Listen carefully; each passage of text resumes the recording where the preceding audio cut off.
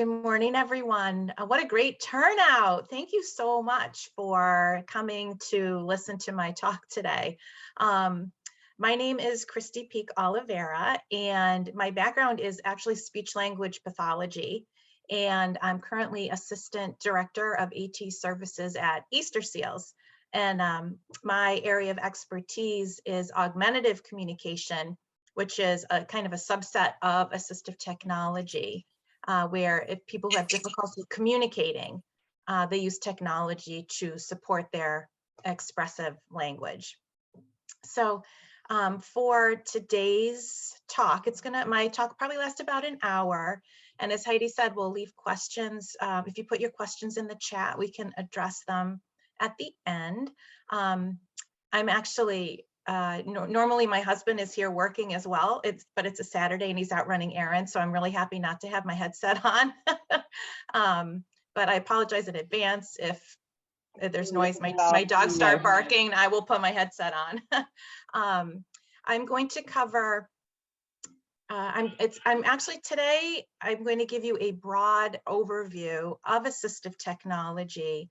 At Easterseals, we do work with individuals with spinal cord injury, a very wide range, from high-level injuries in the cervical area, all the way down. And as you all know, it's spinal cord injury can mean so many different things, and people can have so many different needs. So I'm actually going to give you a broad overview, and everything you say may or may not be helpful specifically to you, but hopefully there'll be items and information here that might be helpful, or if you know someone who could benefit from some of these solutions, if you could pass on the word, that would be great. I have a PowerPoint, so I'll get that up and running now.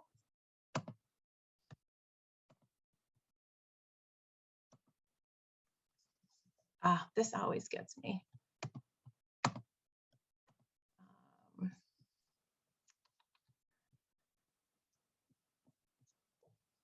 All right, I think we'll just go with, what happens is that bar up at the top. Oh, there we go. Sorry, slideshow from the beginning. There we go. Okay. Can everyone see this? Okay. Yeah. Okay. So, as I said, I am Assistant Director of AT Services. We'll start with an overview of the technology itself, and then I'll talk about Easterseals programs and services, and let you know how you can access either equipment or services, and again, questions we'll cover at the end.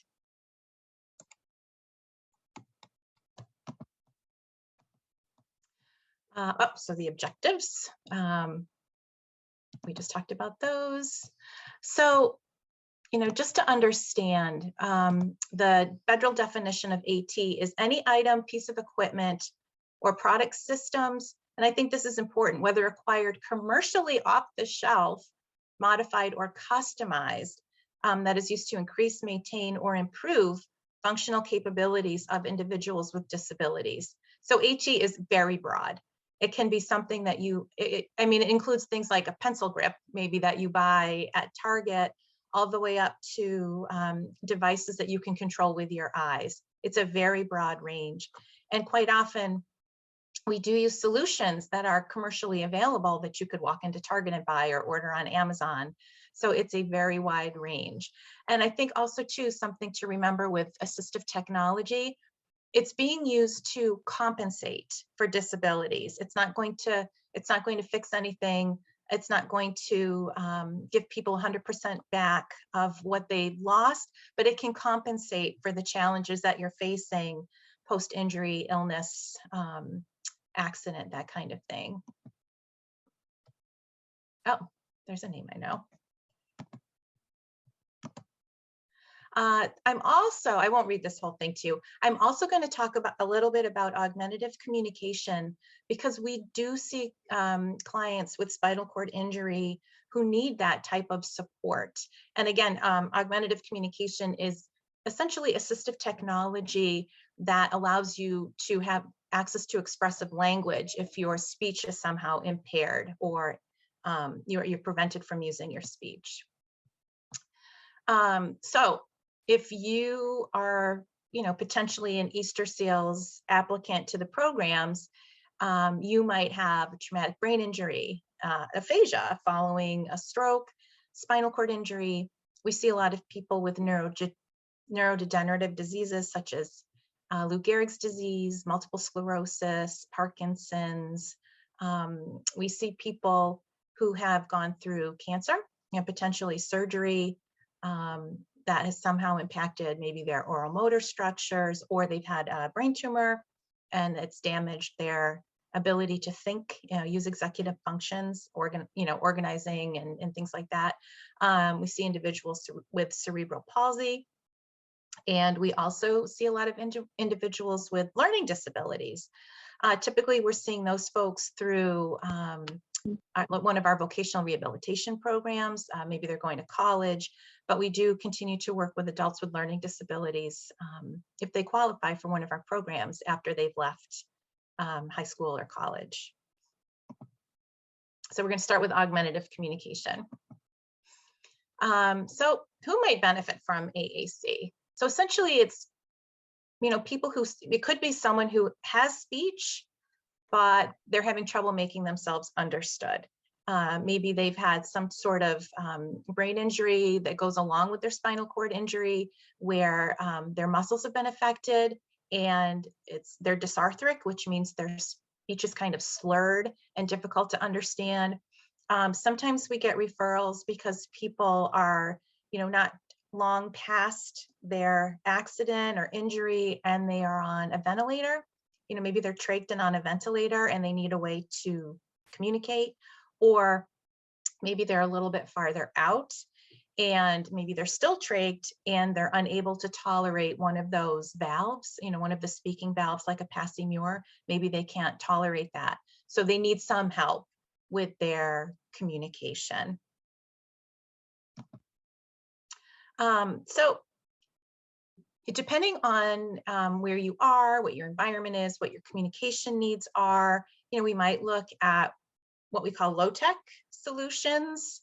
And sometimes you end up with a combination of a low-tech and high-tech solutions. And we call that a total communication approach, where you've got different options, because you know what? Even if you have no challenges at all with your communication, you're still using multimodal communication, head nods, gestures, speech, all of it. So we try to give our clients options as well. The person in the purple hat here, this is a laser pointer. And I've worked with people who have, head movement.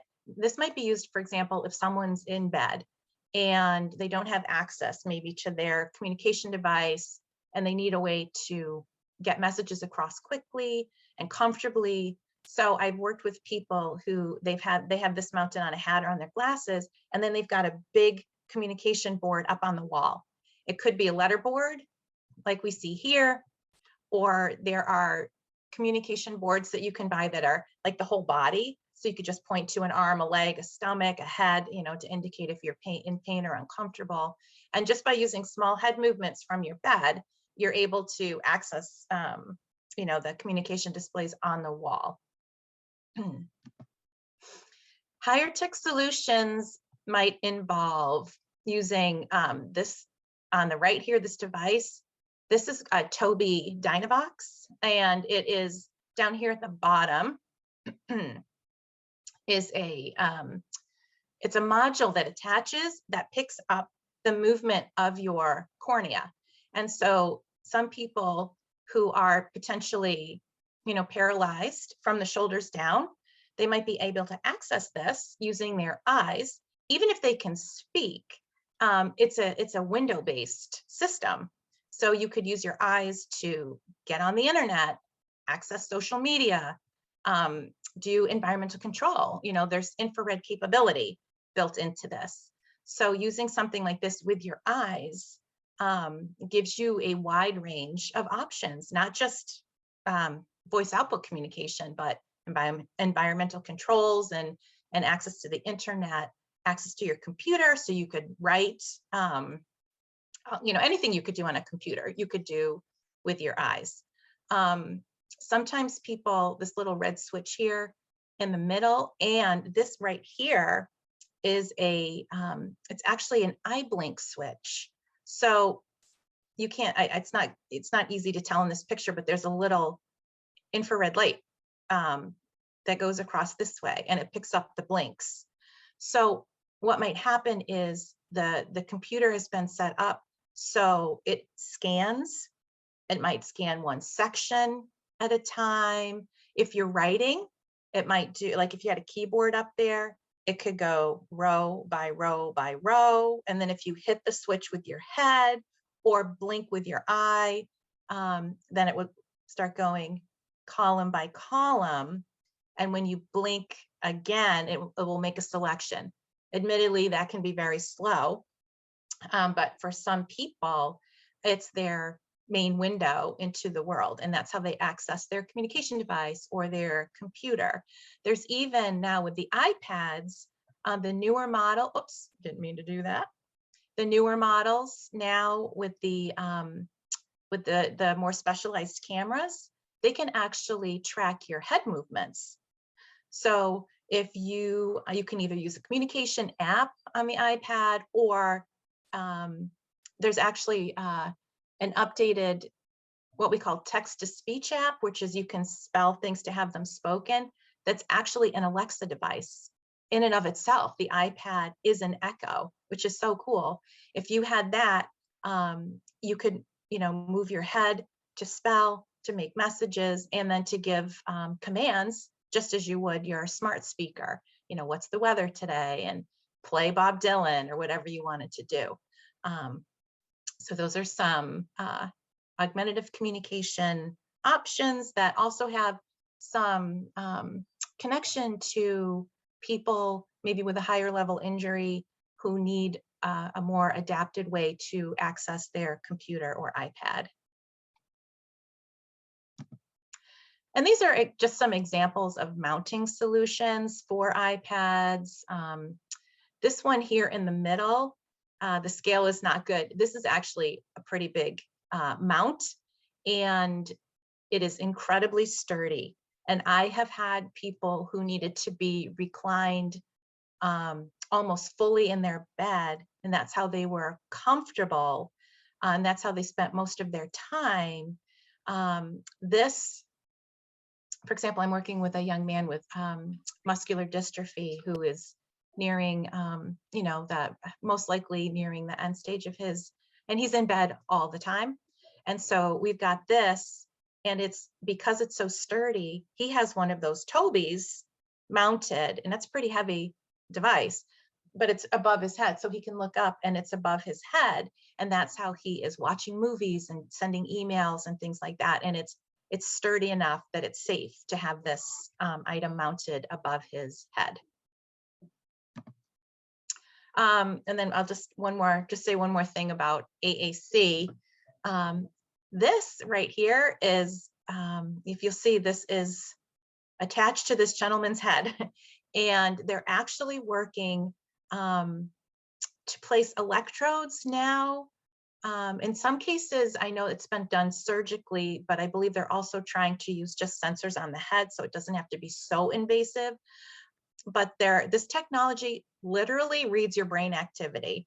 And so I guess the idea is if you're thinking about speech, and these electrodes are connected, it will recognize those brain waves as speech and then produce a voice output message. Or I know they're also been working on prosthetics. People who have this type of technology, can they move a prosthetic arm? Can they feed themselves? It's fascinating, very exciting. Okay, so now we'll move into assistive technology, which is in a way the broader category, and AAC is just part of this. AT can address the needs in so many different areas: vision, hearing, communication. We just talked about computers, environmental control. We do a lot with environmental control. accessing the environment, even safety, daily living and safety, learning and cognition, supporting executive function, safety and memory, and also leisure and recreation. So these are just some examples of items that can be used to help with vision. You've got, and screen readers, even something as simple as a handheld magnifier. Zoom text is software that you can put on your computer that will enlarge text on the screen. It will read the text back to you. Something like this, you can put a piece of paper or document on there and it will enlarge it and project it so you can read it. This right here is a little reader. So we probably don't do as much with supporting visual needs with our spinal cord injury patients, but we certainly, have this technology and we're familiar with it. So if anyone ever did have this type of issue, we could help them out. Hearing, we get a lot of it's interesting. During the pandemic, I've noticed an increase in referrals involving telephones, people needing adapted phones. Something down here, you could actually have a phone with a switch. So you could have it set up with your most frequently called, friends and family and doctors and things like that. And the phone will scan. And you might hear, call Dr. So-and-so, call mom, call Andrew, whatever it is, and you can hit the switch and the phone will call for you. There's also, this would be like an assisted listening device that might, like an amplifier if you were having trouble hearing. This blinking light here might be for someone who's hearing impaired or deaf, and it could function as an alarm to wake you up in the morning, or it could be a signal to let you know someone's at the door. Lots of different things for hearing, if that was something you needed. Computer access. So there's a lot that we do with this, with a lot of different people with various diagnoses. So this up here in the top is one of those Tobii eye gaze modules that I mentioned. So if you did not need expressive communication, you might not need that whole big Tobii Dynavox device. You could take this module here, and put it on a laptop. They also do a lot with the Surface tablets, and they have modules like this that will work on a Surface tablet. So it's a slightly lower, smaller profile. If you didn't want to have a whole laptop or a whole computer, you could mount an eye gaze module on a Surface tablet and then use mounting solutions to make it accessible to you. If you're in a wheelchair, you can have it mounted to the wheelchair, or on something like that rolling floor mount that I showed earlier. This keyboard in the middle here with the yellow keys, that's really for someone with visual impairments. If they have low vision, having black letters on a yellow background can make this easier to see, make the keys easier to see. Sometimes if people have a spinal cord injury that's a little lower down, they might have some use of their arms. So we have a lot of adapted keyboards. We have one-handed keyboards, different things that we can try out. There is software that can help speed up your typing. So if you have some use of your arms, but not full use, it can help what we call enhance the rate of your output using things like word prediction. If you type an H, it's a little bit demonstrated down here on the right. If you hit an H, you're going to get a list of H words to choose from. So instead of having to hit, 5 letters to spell out happy, maybe you hit H and then the word happy, and now it will insert a space. So you've saved yourself several keystrokes. There's also what they call macros, where you could combine, like HH might mean, hi, how are you today? And again, looking at ways to enhance the rate of your output. Also down here with this laptop here, if you look, this little thing on the top up here, it's a mouse. It is a mouse that you can manipulate with your head. And I worked with a woman for many years. She was actually not spinal cord injury, but she'd had a couple of brainstem strokes, which is, having a stroke sort of in your, at the base of your brain. And that left her almost like someone with a high C level spinal cord injury. And she was cognitively intact, but essentially locked in almost. And so what she had was, she wore glasses, and there's a little silver dot that we put right there on her glasses. And you could also put the dot on a hat, or some people wear empty frames and just put the dot on if they don't need the lenses for vision. And she could use her head, and as she moved, the cursor moved on the screen. And the way she had it set up, if she dwelled for a certain amount of time, that's how she made her selection. And by using that head mouse, she did need augmentative communication, but she could read her Kindle books, and she could go on Amazon and do her shopping, and she did Facebook, and she did all of these things just with that head mouse and that little dot on her glasses. So we do a lot of that with the head mouse. There's also, if you look down here, this person with the headset on, I'm sure you probably have heard of this, Dragon Naturally Speaking. We do a lot of work with people who either they can't use their arms or they don't have full use of their arms, and they do speak to text.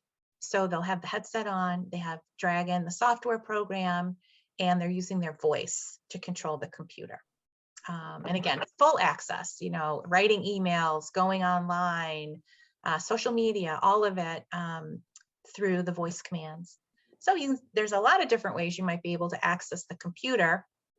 And part of what we would do in an evaluation is work with you and determine what your needs are, what your goals are for using the assistive technology, and then try to what we call feature matching. We try to match the best technology, the most appropriate technology with your needs and your goals.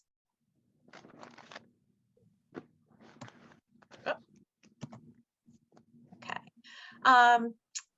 There's also, we do a lot with daily living and safety, and we get referrals come in where people are looking for help, maybe managing their medications, being more into. One of our programs, which we'll talk about later, is very focused on helping people who are living out in the community, helping them to live more independently and safely. So we actually do a lot of work with people who want to be more independent in the kitchen. And this down here, this is called a rocking knife. So you're not cutting with two hands. You've got a hold of this rocking knife, and if you can use this motion, you can use that to cut, for example. And there's some other examples in later slides.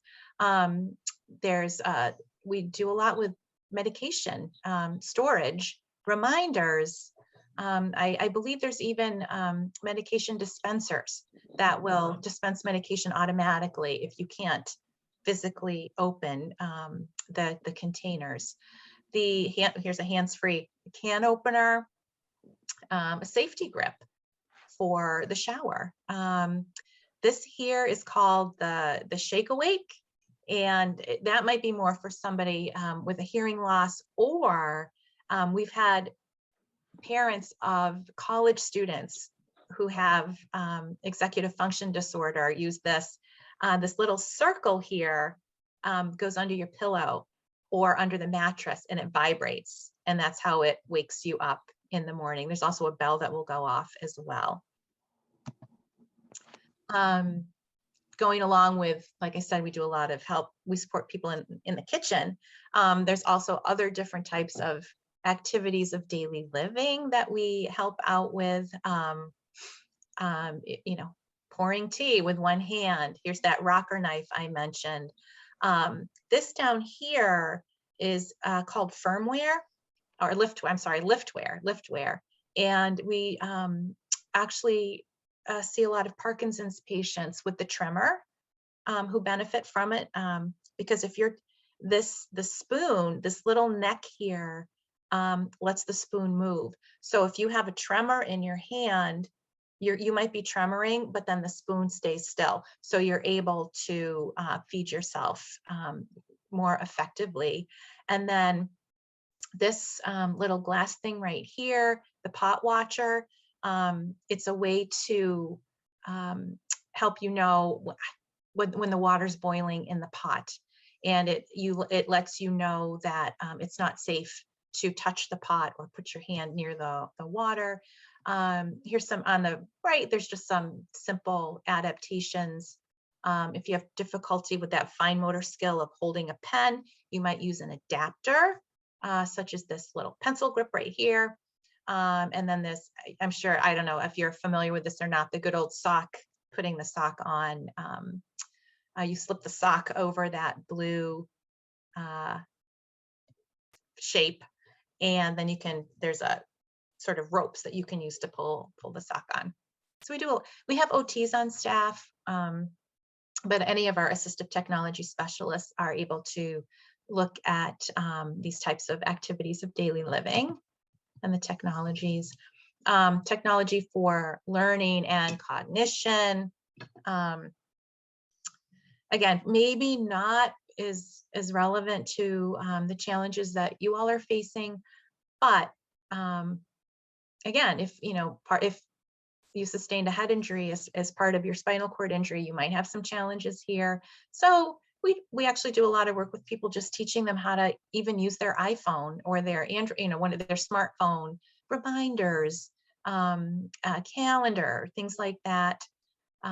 Digital recorders to help you remember things. Here's an example here of that word prediction that I had mentioned before, where they were going to, and the person typed a T, and now they've got 5 options here to choose, again, to help speed up your rate of communication.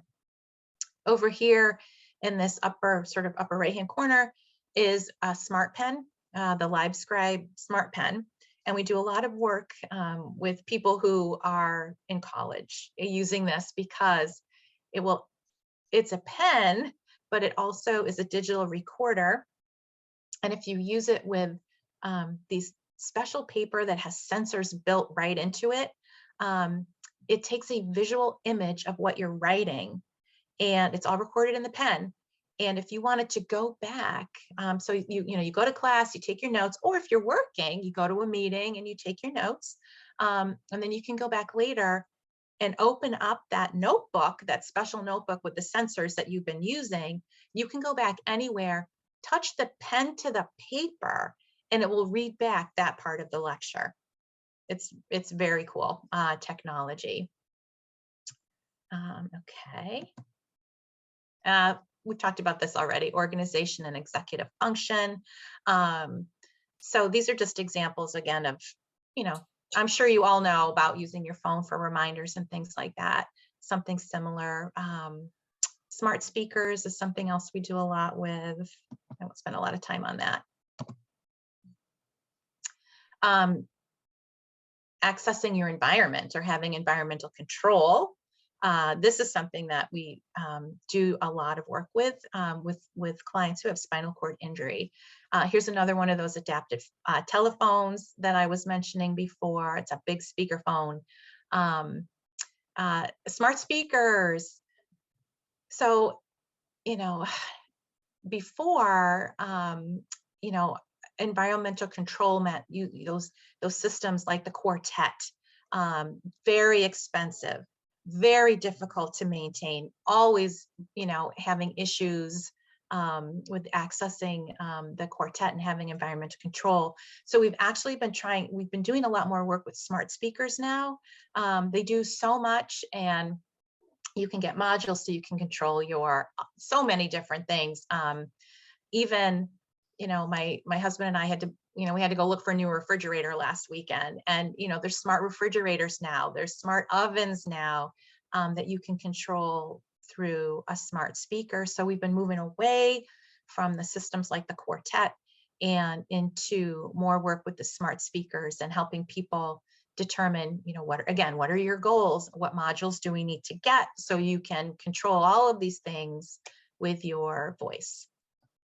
This here on the right with the yellow switch is actually television remote control, and it will scan. So as the light moves down through these different options, when it gets to what you want, you can press the switch and either turn the TV on or off, change the channel, change the volume.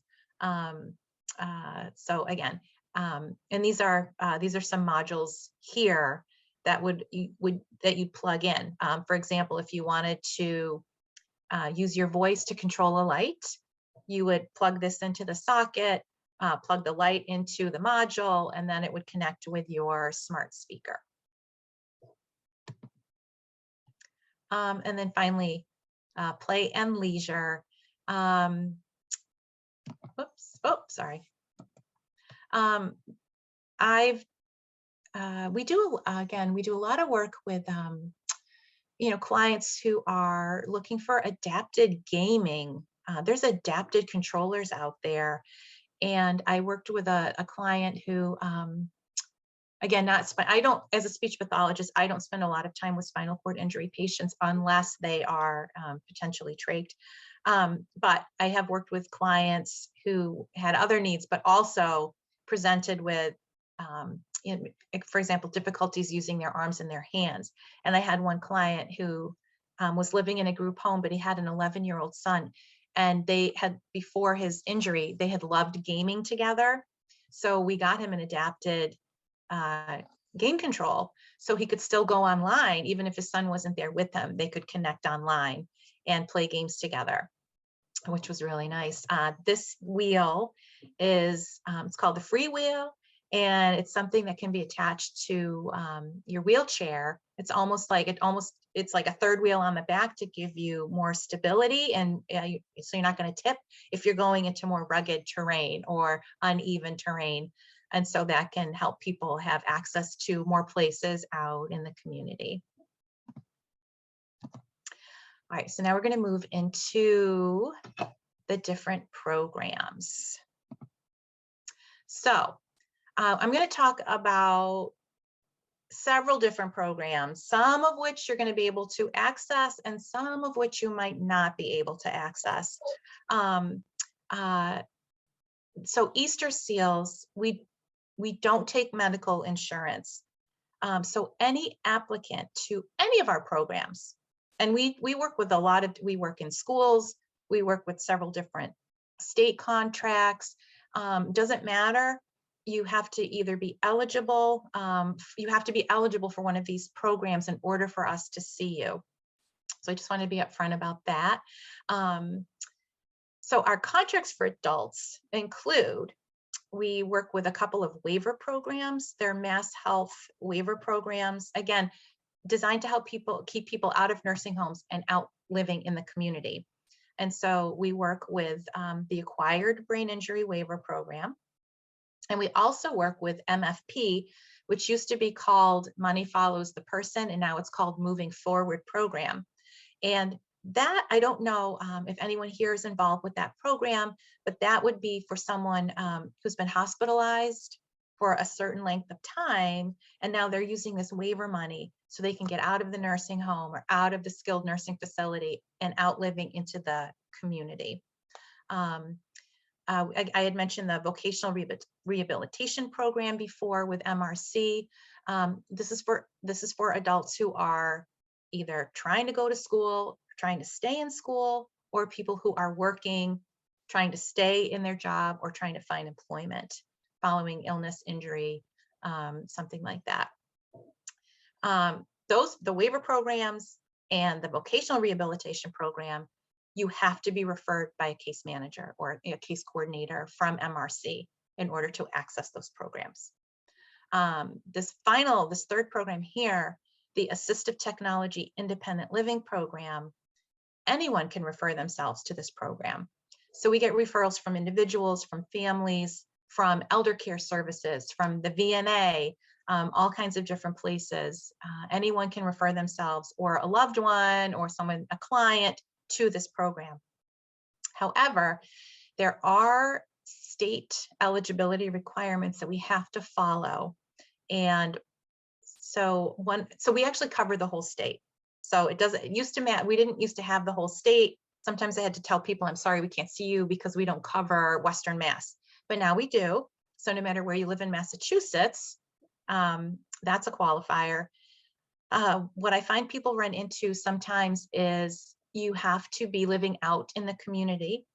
You cannot be living in a residential facility such as a nursing home, skilled nursing facility, rehab facility. It's all because of the funding streams.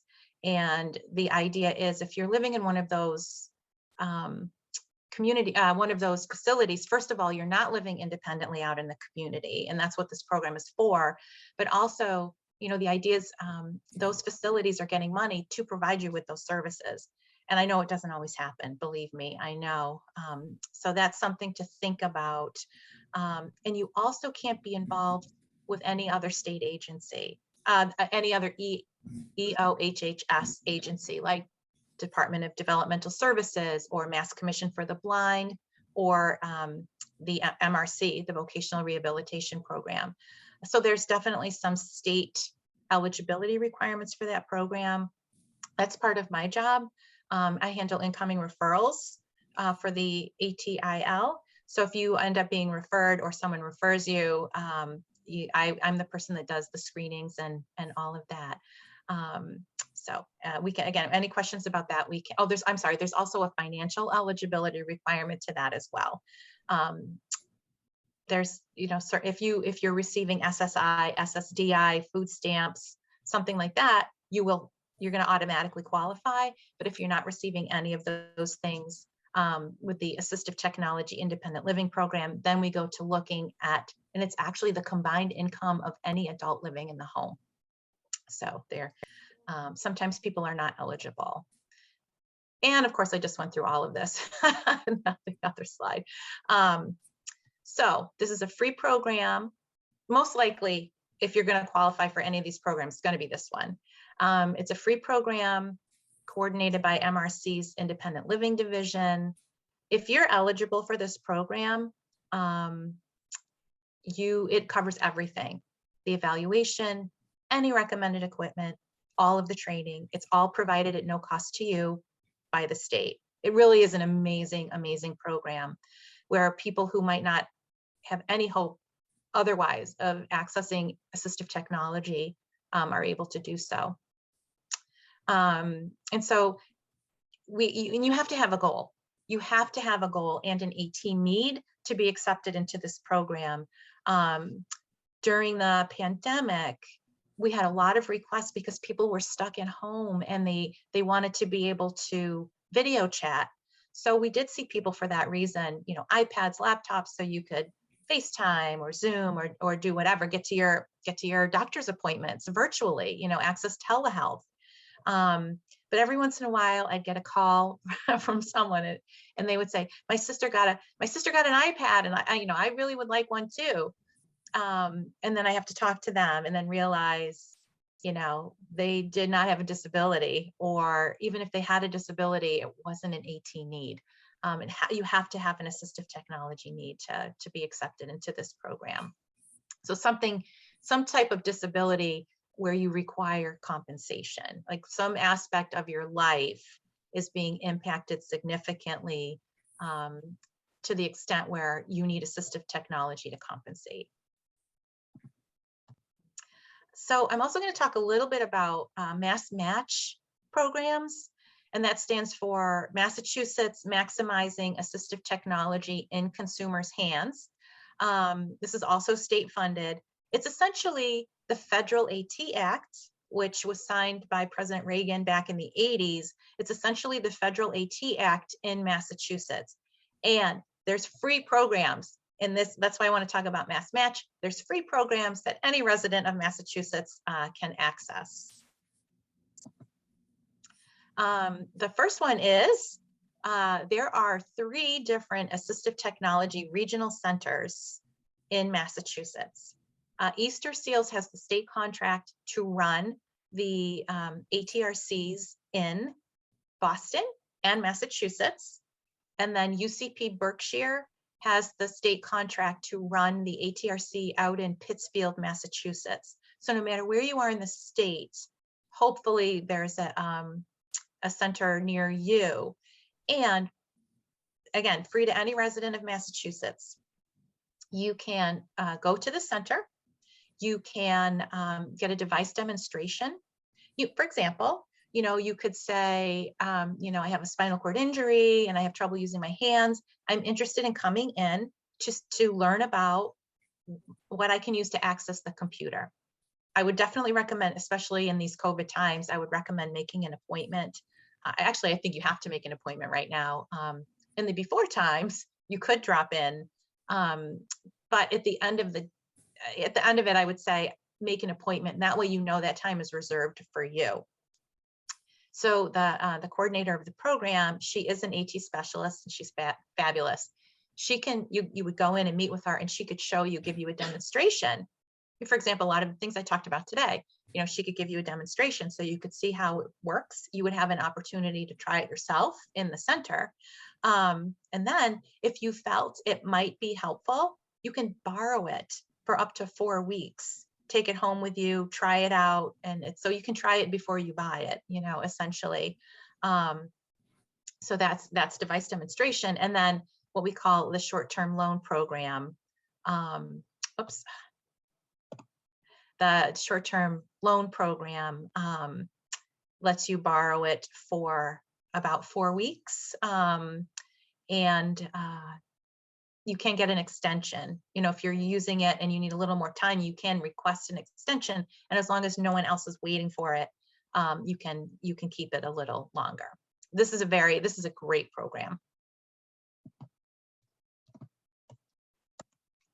And here's the contact information if you want to reach out to any of the different centers. Right now, Easterseals, it's been coming and going, right? With COVID, we got into a point last year where things had opened up a little bit more with the offices, and now we're kind of back to, I definitely would recommend making an appointment. And depending on what you needed to see, you could also request a remote visit.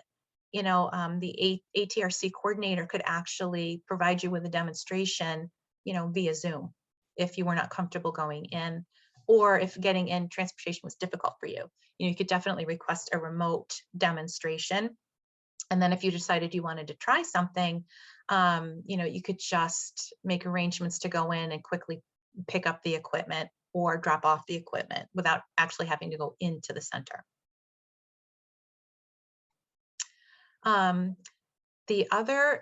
Something else that might be helpful is the alternative finance program. This is a state-funded program that we run, and there are 3 different levels of loan. The long-term device loan is for items under $500. And again, these are assistive technology items. You have to qualify financially. But if you qualify financially, any item for under $500 is essentially just given to you for free. We call it a loan because that's what the state wants us to call it, but it's yours. No one's going to come and take it. And then after 3 years, you can either return it to Easterseals or you can just keep it. And then it's yours after 3 years. The mini loan program is for items between $100 and $2,000. You do have to pay this loan back, but there's no interest. So if you buy an item for $300, then you pay it back. Actually, if you qualify, you probably want to put the $300 item under the long-term device loan program. But if say it's $1,000, you just pay back that $1,000 without any interest. And you have, depending on how large the loan is, that's what dictates how long you have to pay it back. And then the financial loan, it goes up to $50,000, and people use this to get ramps built or maybe to modify a vehicle, things like that. This one does have interest. It's low interest, generous terms. Sometimes people use this to build their credit. being injured or being ill can be very expensive. And sometimes people use this financial loan to help rebuild their credit. I love this story. We had one gentleman use this program who wanted to play in a competitive adapted basketball league, and he needed a specialized wheelchair. So he used the financial loan program to get it. And so in addition to getting his wheelchair, he was also able to rebuild his credit at the same time. And this program also offers, financial literacy training and support and things like that. The requipment is essential. It's like Craigslist for assistive technology. So, I'm sorry, durable medical equipment. I'm sorry, this is not AT, it's durable medical equipment. But it's, you could sometimes people get wheelchairs through here, or walkers or scooters. The website is here if you want to go on and take a look. It essentially works like Craigslist, except it's free. And people who donate the items, they are sanitized and refurbished, all of that, because they of course want to be able to provide you with something that is working well and will meet your needs. So this is another great program that's free. So we are at the end of my presentation. So now if you'd like, we can take questions, and I think I will stop sharing at this point, and we will take a look at the chat.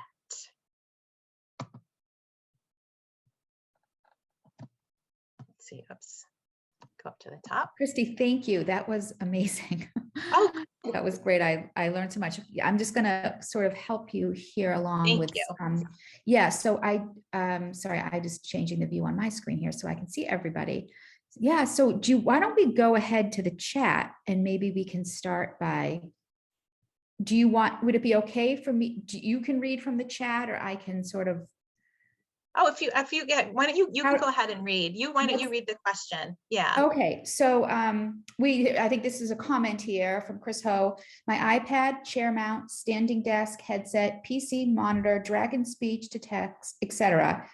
And great training from Easterseals. Also, Joe Balil from Easterseals is helping to lead accessible mass campaign for accessible housing and workspaces.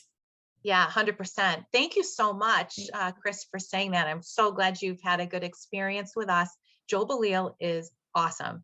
He is our liaison at the State House, and he really does lead a lot of amazing initiatives to ensure, Easterseals, our mission is to ensure that people with disabilities have equal opportunities to live, learn, work, and play.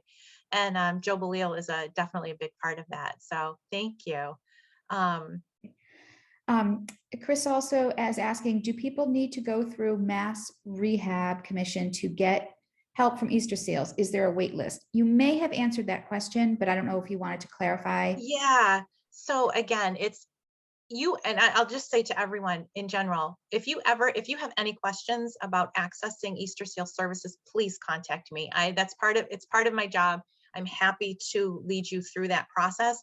So it goes back to the state eligibility requirements for the different programs that we have.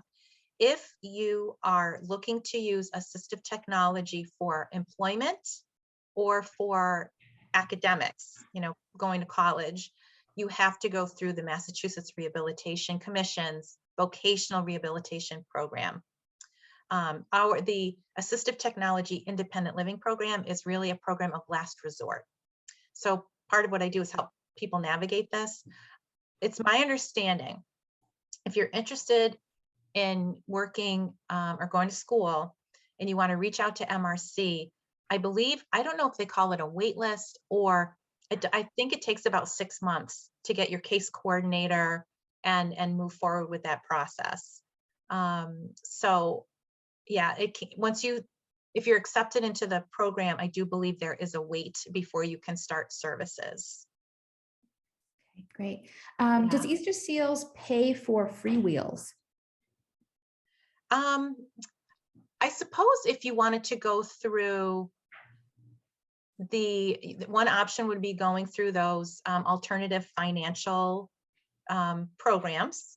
depending on the cost of the device. To be honest with you, I don't know offhand how much it costs, but if it's under 500 and you qualify for that long-term device loan program, then yes, you could get it that way.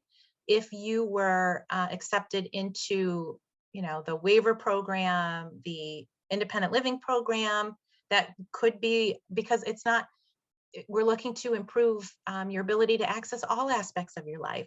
So that would qualify as something that you could get through those programs. Great, thank you. I also want to say that if anybody does have a question and they are not able to put it into the chat, please, it's helpful if you can raise your hand or take. I just want to make sure that anyone who has a question has it answered. So if you're able to, raise your hand or take yourself off mute and call out, that would be okay with me. Okay, so, and I'll try to keep an eye, maybe Jess and, Ryan can keep an eye on the group too, to see if there's any other questions, but we'll move through these. Okay, so can someone who is over asset over asset for mass health, food Actually, stamps, etc.? I'm sorry, there's a question underneath Chris's question. I'm sorry, did I miss that? If a person is in a nursing home, can they still receive services? Oh, thank you. I missed that one. Yeah, so I know this is a tough one. And the quick answer to that is no. We really don't have a way to access applicants in nursing homes. Obviously, someone in a nursing home is not working and coming to us through the vocational rehabilitation program. They will not qualify for the independent living program because they're not out living in the community. However, if you're in a nursing home and you have to have actual discharge plans. It can't be that your goal is to get out there and be discharged. You have to have actual discharge plans, know where you're going out in the community. At that point, we could come in and at least start the evaluation process. So if you're in a nursing home and you have specific discharge plans where you've got a place in the community where you're going, you've got supports in place, at that point, we could at least come and do the initial evaluation to get things started. So not typically do we work with people in nursing homes, but under that very specific situation, we can. But then we probably wouldn't be able to, we wouldn't be able to continue until that person was out in the community. We could do the initial eval, but then we would have to wait to move forward for the person because, and part of that, and that makes sense because we're helping you live independently at home. So it's, helping you in the nursing home is not going to have the impact that it would if you were out in the community and we can see where you live and see what your goals are for your living situation. Okay, thank you. I'm going to go with a few more of the questions and then I do see a couple of hands raised. Can someone who is over asset for mass health, food stamps, etc., pay privately for an evaluation and training if they clinically qualify? We take this on a case-by-case basis. The private, sometimes there is an option for private pay, but I will say that our first priority will have to be to our state contracts. And like right now it's been so incredibly busy. I can't even, it's just been crazy during the pandemic. And we have wait lists right now for our existing contracts. So while private pay is an option, we do have to take that one case at a time. We kind of have to see where we are with our other contracts. Again, if you have questions, you are absolutely welcome to reach out to me separately from the presentation and I'd be happy to discuss it. Thank you. Let's see, Mary was asking, I heard they have available mapping for cushions. Do they still have this? Yes, we have the equipment for doing the mapping. I would contact the ATRC. On one of the slides, it's got the ATRC, the Assistive Technology Regional Center. That's where it is. So you could reach out to that program if you're interested in learning more about it or using it. Okay. So someone else is saying, would you put up the last slide up to show the link for durable equipment? And someone else said, yes, they went too fast and they couldn't copy the info. So one thing, and Kristi, we could talk about this, but if there's a list of contacts and things like that, I'm happy to send them out to all the attendees. Would that be easiest for everybody? Well, what I can do as well is share this as a PDF. And then everyone can have a copy of the presentation as a PDF, and all of that information will be there. Great. Is that okay? So here's the only thing is if I was trying to kind of go through all of our participants to see that I had contact info. If I don't have your contact info, or if you don't think that I have it, please be sure to put that in the chat for me, so I can make sure that I can email this to you. Okay. Let's see. What is the combined household income limit for services? I don't know. I don't know that off the top of my head. My contact information is in, the program. You're welcome to reach out to me after. It does, like I said, it does take into account the income of all the adults in the home if you don't qualify for those other reasons. I can actually, if you give me a second, I can actually look it up. See if I can find it quickly.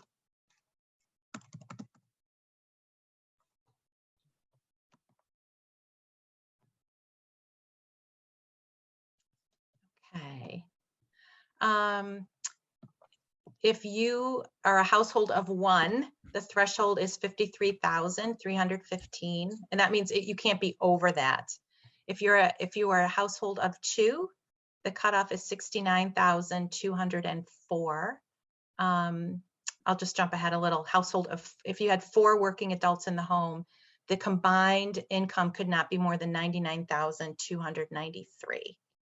I hope that's helpful. If there's a different number, like a different number of adults in the household you'd like to hear, let me know. Thank you. Do you know if the re-equipment sites are open to the public to stop in? I don't know that. That's a good question. I generally think it's online. I think you go through the website and you can ask questions, and I don't know if they take visitors on site. That's a good question. Okay. All right. I'm wondering if anybody knows has more information. Okay, I'm just going to pause here for a moment, and I'm just going to go to Tom McCarthy and Susan, and then we'll Asa if you still have a question. Yeah, thanks. And thanks for the great presentation. We really enjoyed it. Thank you. I had a really nice interaction with one of the folks from Easterseals that talked about, different environmental controls that would be good for me to use, and that I could possibly, purchase those, or not purchase them, but borrow them, to try out. But it never seemed like they were available. He said, "Oh, we have those, but they're on loan." And is there any way that you would suggest that I could, put in the kinds of things that I would love to borrow, try before I buy, to see if they would work, and then, then continue that conversation? I guess that's my question. Oh, sure. Did you work with Michelle Boutel from the Assistive Technology Regional Center? No, I'm in Western Massachusetts, so. Oh, okay. Oh, were you working with UCP? Yes. Okay.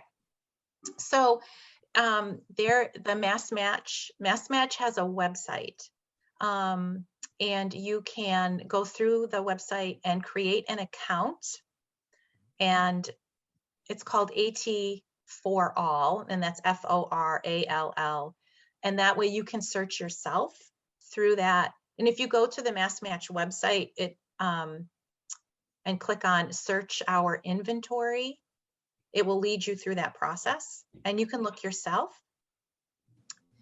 It doesn't matter where you are in the state. If there is an item that you want to borrow, say it's in the Boston ATRC, we will get it to you. So I would even suggest reaching out to the ATRC Boston office and Michelle Boutel, and talk to her about what you're looking for. Sometimes items are out on loan and you do have to wait for them to be returned, but it shouldn't get to the point where you still haven't been able to access them. Michelle's a great resource, and she'll be able to, and she's an AT specialist herself. So she's amazing. I really think she's amazing. So ATRC Boston at Easterseals.ma.org, or you can call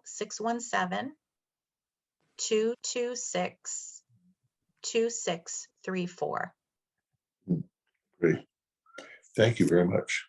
You're welcome. I'm sorry you've had that experience. That shouldn't have happened. Okay. Thank you. Thank you. Thank you.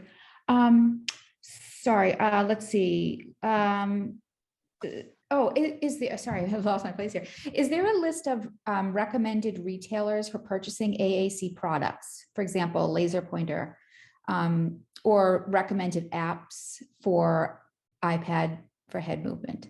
Well, I would recommend, before you buy anything, maybe having, if you need augmentative communication, I would definitely recommend having an evaluation before you purchase anything. There's so much out there that it would be hard to answer, honestly, hard to answer the question. Although I can tell you, the laser pointer that was in the presentation, let me just double check quickly the website before I tell you what it is.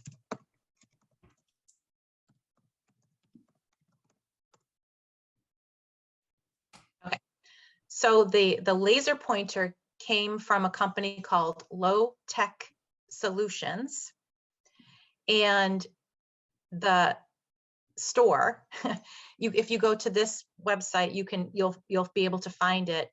It's store.lowtechsolutions, and that's all one word, store.lowtechsolutions.org.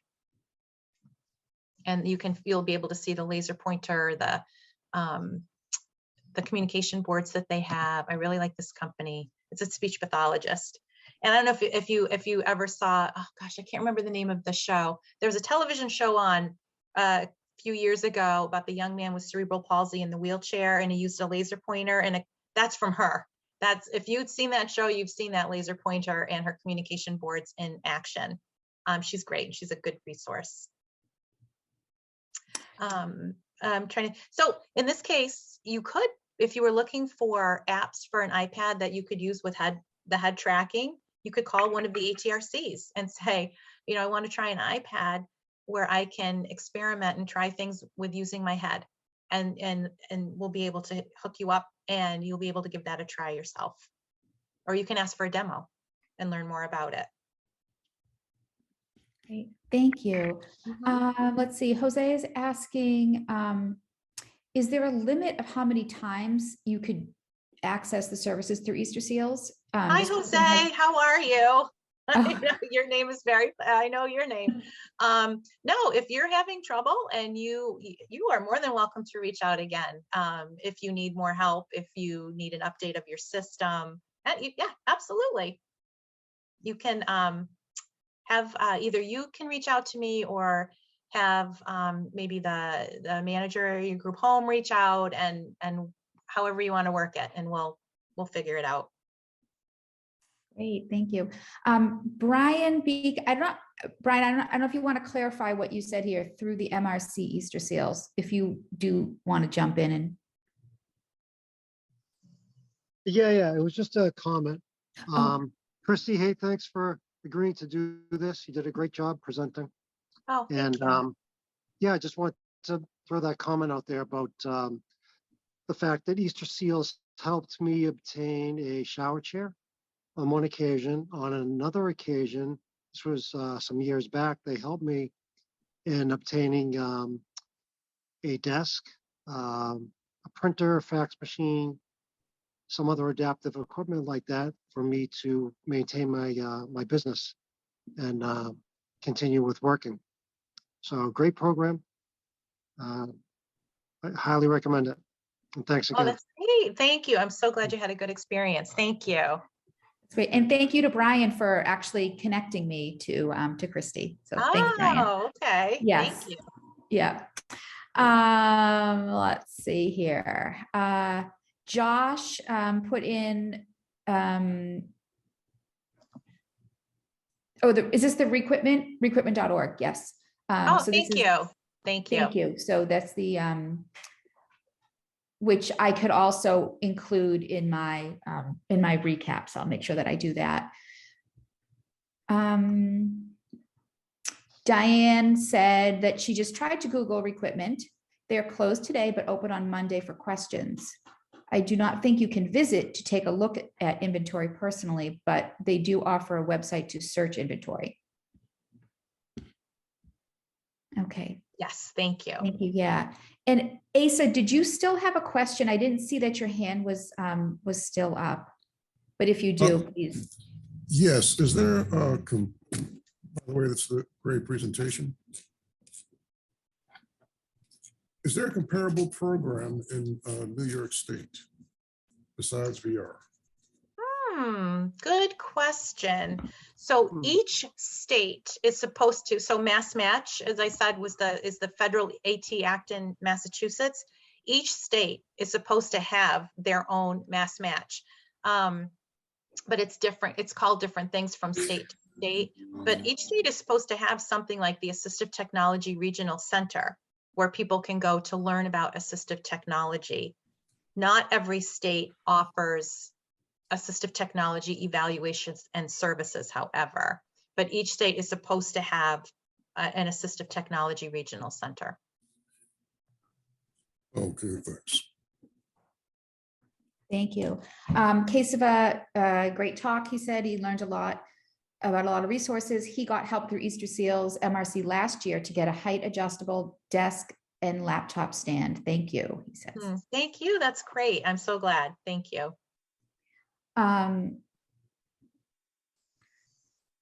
Let's see, I'm trying to make sure that I didn't miss any of the messages in here.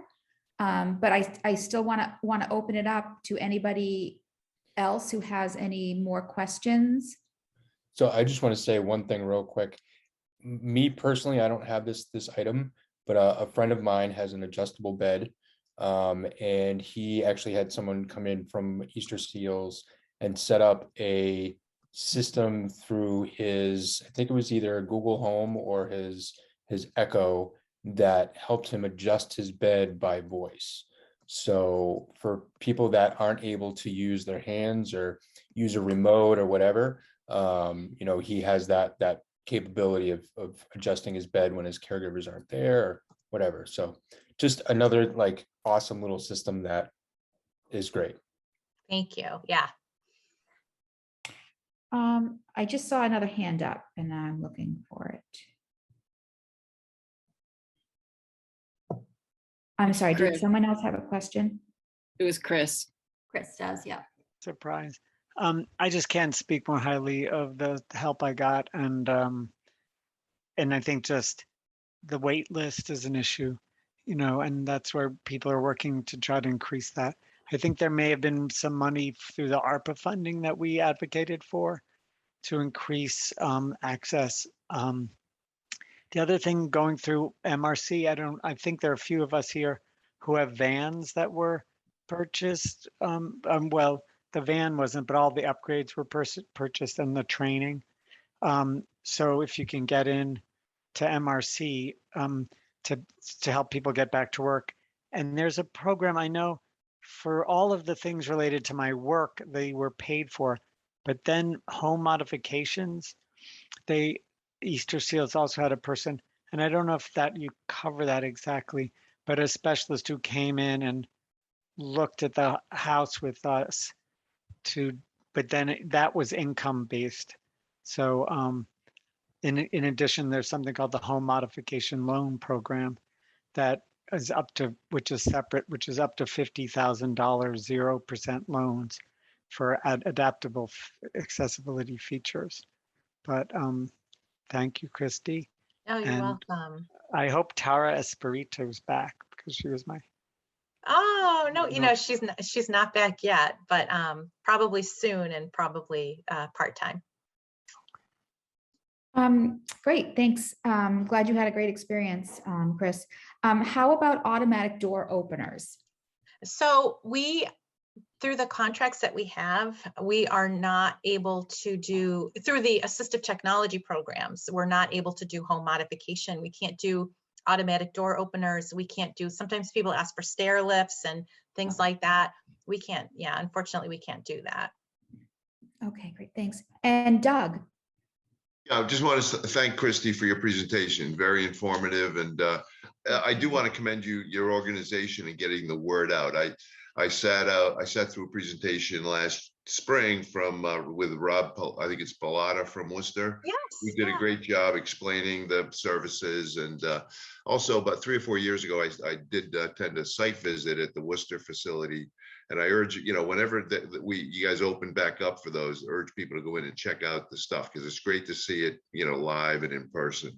So I just want to thank you again for your presentation today. Thank you. Thank you. Thanks, Doug.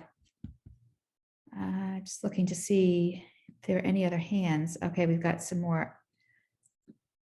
Actually, just quickly, I wanted to say I put my email and my phone number in the chat.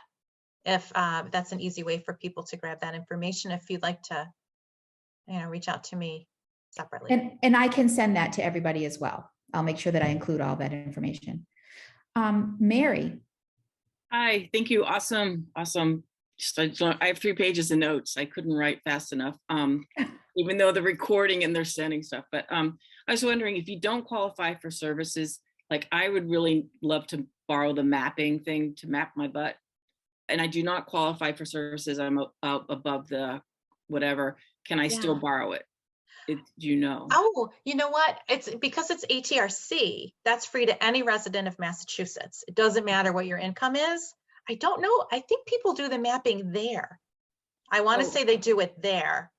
But you'd have to talk to Michelle about that. All right, Michelle Boutel, who runs the ATRC. Thank you. But that would be free. Yeah. That's great to know.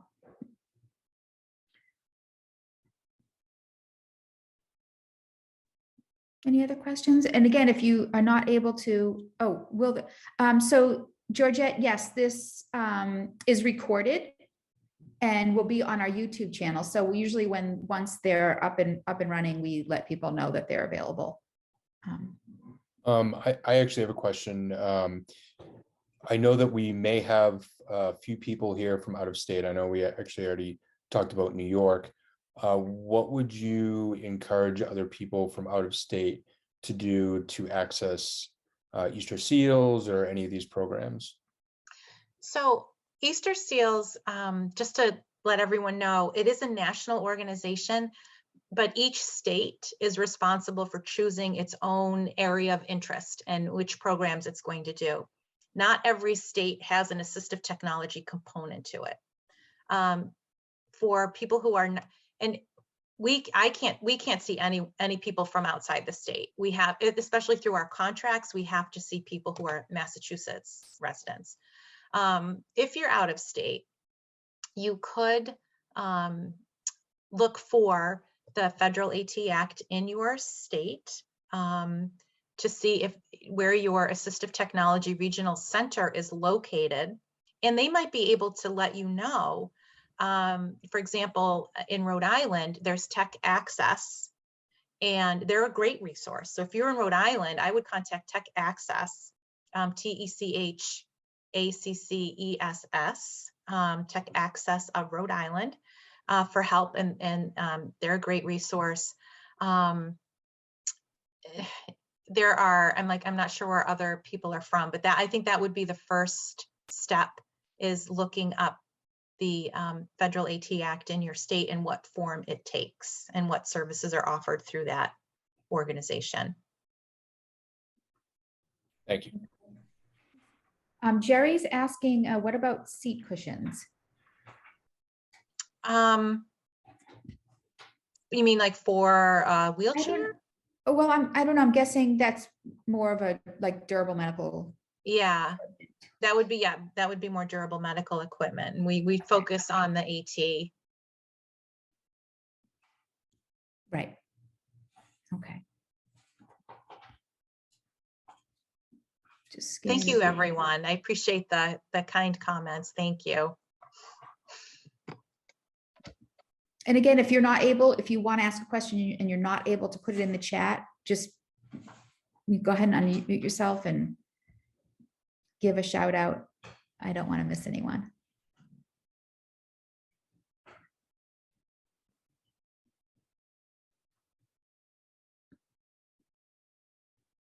Wow. I mean, yeah, that was a lot of amazing information.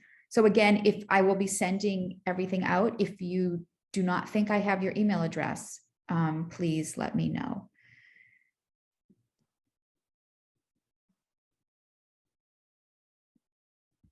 All right. Anything else from Ryan or we?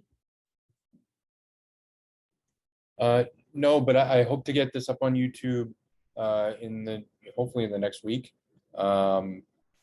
So if you know someone that wasn't able to be here, that wanted to see it, let them know to check the YouTube channel. And I don't know, Heidi, when do you plan on putting out the follow-up email?